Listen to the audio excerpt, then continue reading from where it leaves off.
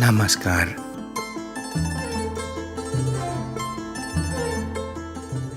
නාද සිත්තම් වැඩසටහනේ සිව්වන කාණ්ඩේ තෙවැනි පරිච්ඡේදයේ ශ්‍රවණයට එක්වන සහෘද ඔබ සෑම සියලු දෙනා කරුණා මෛත්‍රී සිතින් යුතුව පිළිගන්නවා.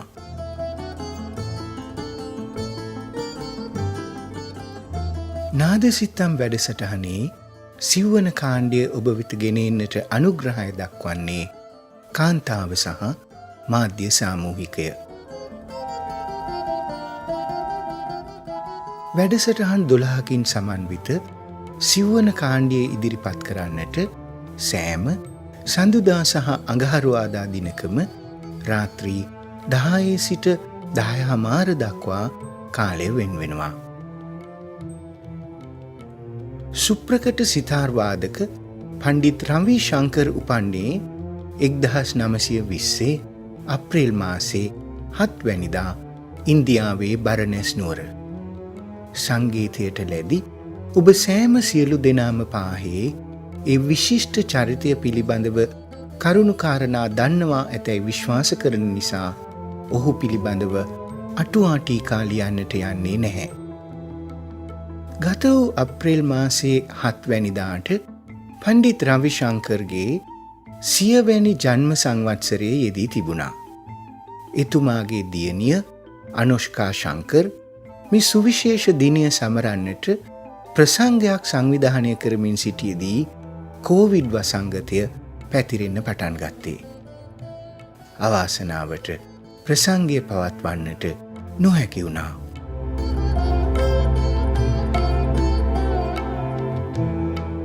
ප්‍රසංගයට විකල්පයක් සොයනුවස් ඇය ලෝපුරා විසිරි පණ්ඩිත්ජීගේ ශිෂ්‍ය පිරිසට කතා කරනවා. පණ්ඩිත් රවි ශංකර් විසින් සංගීත රචනය කරන ලද සන්ධ්‍යා රාගා නැමැති ඉතා අලංකෘත සංගීත ඛණ්ඩය ඔවුන්ගේ නිවෙස්හි සිට වාදනය කරන ලෙස ඉල්ලා සිටිනවා. ඔවුන් සියලු දෙනාම ඒ ඉල්ලීමට එකඟ වෙනවා. එසේ අන්තර්ජාලය හරහා ඒකරාශී කරගත් විඩියෝ රූපරාමු සංස්කරණය කොට විඩියෝවක් නිර්මාණය කරනවා. එතුමන්ගේ ජන්ම ශත සංවත්සරයේ යෙදුණු අප්‍රේල් 7 වැනිදා ඒ සංගීත ඛණ්ඩය විශ්වයට මුදාහැරියා. සහෘදීනි, අද නාද සිත්තමේ ප්‍රාරම්භය සනිටුහන් කරන්නට තෝරාගත්තේ ඒ සුවිශේෂ සංගීත ඛණ්ඩය.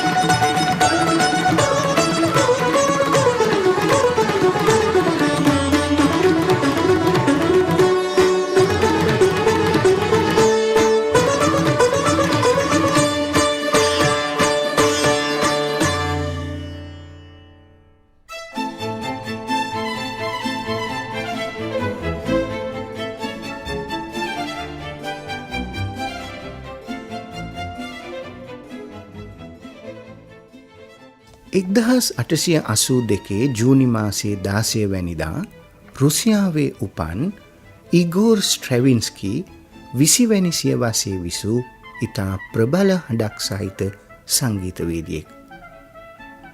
ඔහුගේ සංගීත නිර්මාණ ඒවාට භාවිත ශෛලිය හා විවිධත්වය නිසා කැපී පෙනුණා. ඔහු පිළිවෙලින් 1910, 1911 සහ 1913 දී එළි දැක්වූ ෆයර්බර්ඩ්, පෙත්රුෂ්කා සහ රයිට් ඔෆ් ස්ප්‍රිං මුද්‍රානාට්‍ය ත්‍රිත්වය, එතෙක් සංගීත රචනාවලදී භාවිතා කළ රිද්මයානුකූල ව්‍යුහය කඩා බිඳ දැමූ විප්ලවකාරී නිර්මාණයන් වූවා. මේ විසංයෝජනය පසුකාලීන සංගීත රචනාකරුවන් විසින් ශෛලියක්සේ භාවිත කළා. සාම්ප්‍රදායික සංගීත ආකෘතියෙන් සම්පූර්ණයෙන්ම විදුණු ස්ට්‍රැවින්ස්කී ඔහුගේ සමහර නිර්මාණ සඳහා භාවිතා කළේ ස්වර 2 හෝ 3 පමණයි. ස්ට්‍රැවින්ස්කී සිය ජීවිතයේ අවසන් කාලය ගත කළේ ඇමරිකාවේ ලොස් ඇන්ජලිස් නගරේ. ඇමරිකානු සංගීතවේදී රොබර්ට් ක්‍රාෆ්ට් ඉගෝර් ස්ට්‍රැවින්ස්කී සමග 1957 වසරේ ඇමරිකන් බ්‍රෝඩ්කාස්ටින් කෝපරේෂන් වෙනුවෙන් කළ සම්මුඛ සාකච්ඡාවේදී ස්ට්‍රැවින්ස්කී කළ ප්‍රකාශයක් සංගීත ශිෂ්‍යයින්ට මෙන්ම සංගීතයේ රස විඳින පිරිසටත් අදාළයි. අහන්න ස්ට්‍රැවින්ස්කීගේ මහඬින්. Music, not only to hear it, because touching it we feel the vibration of the music. It's a very important thing when you think about the Beethoven's case. You remember when Beethoven අපි සංගීතය ශ්‍රවණය කරලා විතරක් මදි. අපි සංගීතය ස්පර්ශ කරන්නත් ඕනේ. සංගීතය ස්පර්ශ කිරීමෙන්ම පමණයි අපට එහි කම්පනය තේරුම් ගන්න පුළුවන් වෙන්නේ. ලොව බිහි වූ අග්‍රගණ්‍ය සංගීතවේදියෙකු වූ බේතෝවන්ගේ ජීවිතයේ අග කොටසේ ඔහුගේ කන් ඇහිම සම්පූර්ණයෙන්ම අඩපණ වී බිහිරෙකු බවට පත් වුණා. ඔහුගේ නවවැනි සන්ධවනිය රචනා කරන විට ඔහු සම්පූර්ණයෙන්ම බිහිරි. එවිට ඔහු කළේ ඔහුගේ සංගීත රචනයට යොදාගත් පැන්සලේ පසු අන්තය දත්වලින් හපාගෙන අනෙක් අන්තය පියානෝවේ ස්වරපුවරුවට ඉහළ කොටසේ ස්පර්ශ කළා. එසේ කරමින් පියානෝව වාදනය කළමින් තමන් කළ වාදනයේ කම්පනය අත්විඳා. සහෘදීනි, මේ ස්ට්‍රැවින්ස්කී විසින් රචනා කරන ලද රෂියන් සෝං නැමැති වාද්‍ය ඛණ්ඩය. වාදනය ඉදිරිපත් කරන්නේ 20 වැනි සියවසේ බිහි වූ විශිෂ්ටතම චෙලෝ වාදකයෙකු ලෙස සැලකෙන රුසියානු ජාතික රොස්ට්‍රොපොවිච්.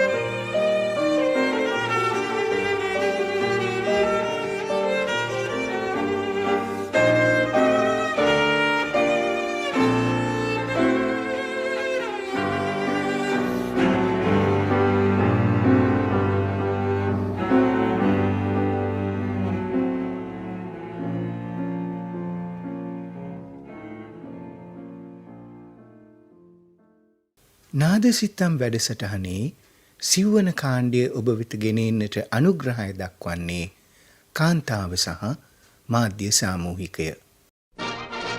After a year's absence, Marilyn Monroe flew back to Los Angeles from New York and answered reporters' questions. How do you feel about coming back to Hollywood? Is it a happy time for you, or? Yes, it's a very happy time. I'm happy to be back. As I felt it's my hometown. Yes. We are happy to සුප්‍රකට නිලියක් මෝස්තර නිරූපිකාවක් හා ගායිකාවක් ලෙස කිරුළු පලන් මැරලින් Monroe උපන්නේ 1926 ජූනි මාසේ 1 වෙනිදා. ඇගේ ළමා කාලය අන්ත දුක්ඛ දෝමනස්යන්ගෙන් පිරී තිබුණා. ඇමරිකාවේ ලොස් ඇන්ජලිස් නගරයේ උපන් මැරලින් සිය ළමා කාලය ගෙව්වේ කැපකරු සහ ළමා නිවාසවල. දෙවැනි ලෝක යුද්ධ සමයේ කර්මාන්ත ශාලාවක සේවය කළ මැරලින් අවුරුදු 16 දී ඡායාරූප ශිල්පියෙකු සමග විවාහ වුණා. එතැන් සිට ඇගේ ජීවිතය වෙනස්ම මගක් ගත්තා. ලෝක ප්‍රකට ප්ලේබොයි සංගරාවේ මංගල කලාපේ සිය අඩනිරුවත් සිරුරේ ඡායාරූපයන්ගෙන් හැඩ කරන්නට ඉඩ ප්‍රස්තාව සලසා දුන් මැරලින් මොන්රෝ කෙටි කලකින්ම පුවත්පත් සහ සංගරා ප්‍රකාශකයින්ගේ ජනප්‍රියතම නිරූපිකාව බවට පත් වුණා.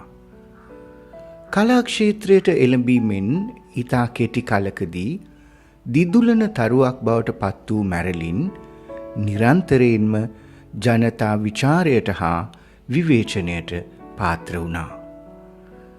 දැඩි ලෙස මානසික ආතතියෙන් පෙළුණු මැරලින් අධික ලෙස නිදිපෙති භාවිතය හේතුවෙන් 1962 අගෝස්තු මාසයේ 4 වැනිදා සදහටම මෙලොවින් සමුගත්තා. ඇගේ අකල් මරණයෙන් වසර 11කට පසුව 1973 වසරේදී සුප්‍රකට ගායක එල්ටන් John Goodbye Yellow Brick Road නමින් නිකුත් කළ සංගීත තැටියට මැරලින් මොන්රෝ වෙනුවෙන්ම ගායනා කළ Candle in the Wind නැමැති ගීතය ඇතුළත් කළා. 1997 ඩයනා කුමාරියගේ අවමංගල සභාවේදී එම ගීතයේ පද පෙළ මදක් වෙනස් කොට Goodbye England's Rose නමින් ගායනා කළා. අප නාද සිත්තම සරසන්නට තෝරාගත්තේ එල්ටන් ජෝන් විසින් මැරලින් මොන්රෝ වෙනුවෙන් ගායනා කළ Candle in the Wind නැමැති ගීතය.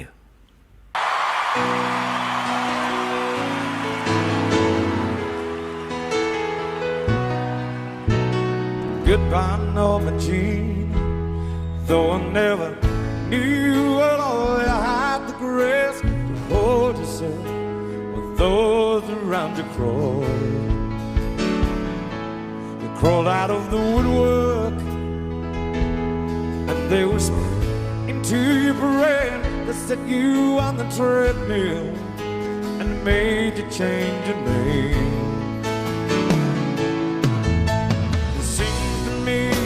You lift your life like a candle in the wind. They'll know who to cling to when the rain set in. I would like to love you, but I was just a kid. Your candle burned out long before the legend ever did.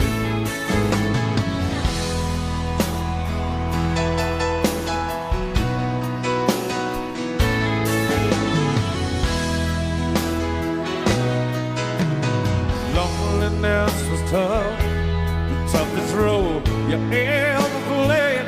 How to create a superstar and pay for the price you paid. Even when you died, oh, the press still hounded you. All the papers had to say was a Marilyn was found in the nude. It seems to me you live your life like a candle in the wind. There's no one who to cling to when the rain set in.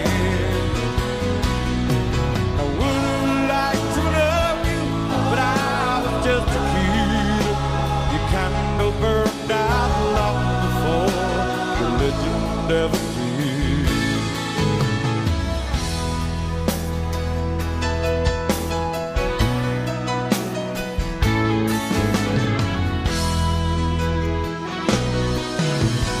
Goodbye, Norma Jean.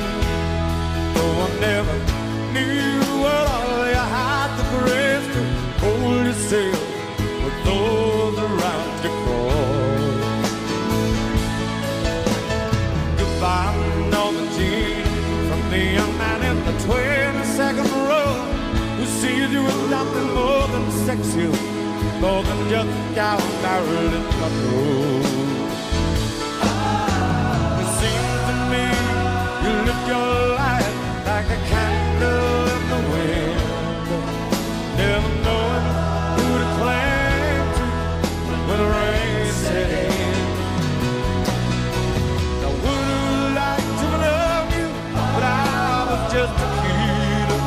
Your candle burned out long before religion ever did. Your candle burned out long before religion ever did.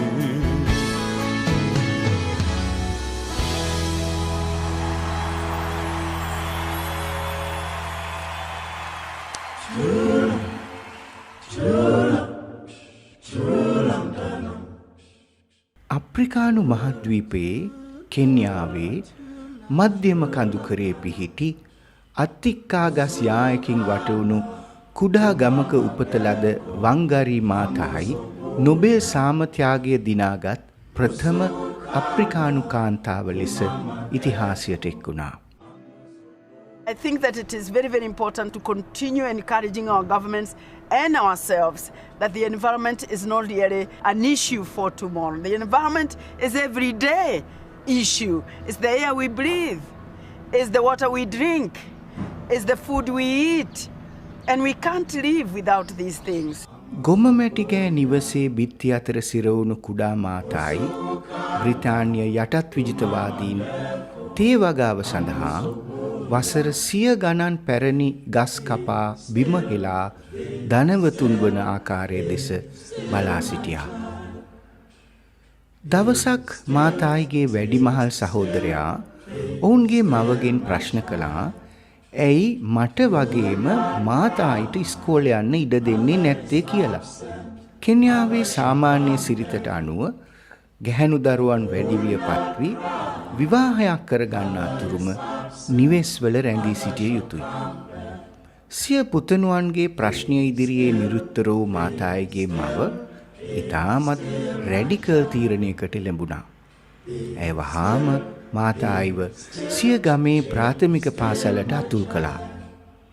11 වැනි වියට පත් මාතායි ඉතාලියානු කන්‍යා සූරියන් විසින් පවත්වාගෙන යන නේවාසික පාසලකට ඇතුළත් වෙනවා. 1960 දී ඇය වැඩිදුර අධ්‍යාපනය සඳහා ඇමරිකාවට යනවා. නැවත සිය රටට පැමිණෙන මාතායි මිලියන ගණනක් ගස් කපා දමා පරිසරයට කර ඇති විනාශය දැක කම්පාවට පත් වෙනවා. 1976 දී ග්‍රීන් බෙල්ට් ව්‍යාපාරය ආරම්භ කරන මාතායි කෙන්යාව පුරා ගම්වලට ගොස් රුක් රෝපණ වැඩසටහන් ආරම්භ කරනවා. 2004 වසරේ ඇගේ කැපවීමට ගරු කරනුවස් ඇයට නොබෙල් සාමත්‍යාගය පුද කරනවා. සහෘදයනි, අපි නාද සිත්තම හැඩ කරන්නට තෝරාගත්තේ කාල් මුනෝස් විසින් මාතායි වංගරීගේ ජීවිතය සමරනුවස් නිකුත් කළ සුවිශේෂ ගීතය. මේ ගීතයේ පදවැලට මාතායි විසින් වරින් වර කරන ලද ප්‍රකාශ ඇතුළත් කොට තියෙනවා. ගීතය හමාර කරන්නේ අපි රුක් රෝපණය කරන විට බලාපොරොත්තුවේ බීජ රෝපණය කරනවා යන සුන්දර පදපෙළින්.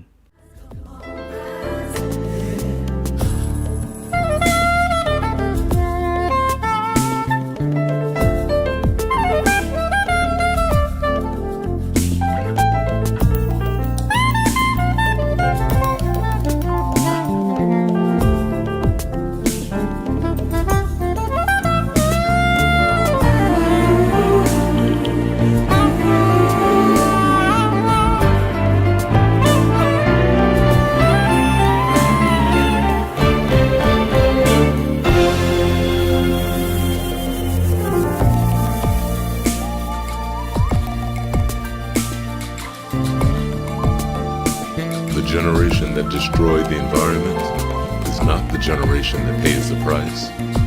That is the problem. When we plant trees, we plant seeds of hope. We cannot tire or give up. We owe it to the present and future generations of all species to rise up and walk. These are the words of Wangari Maathai.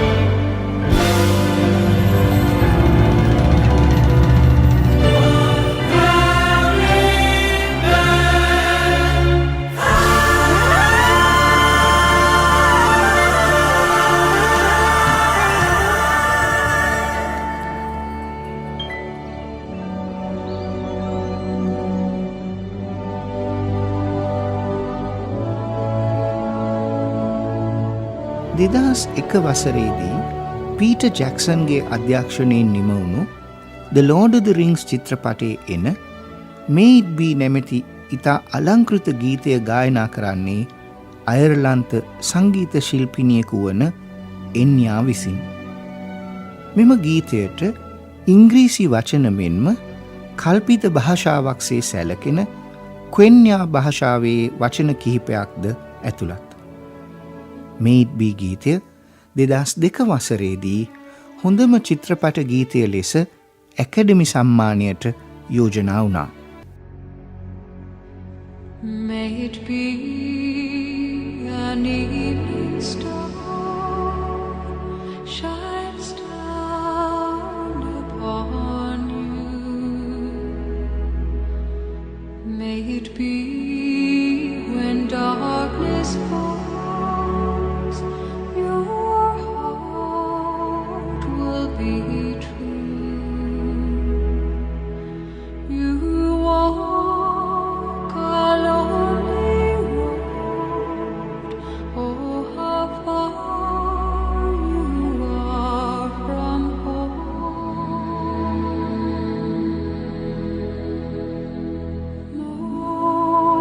Morning air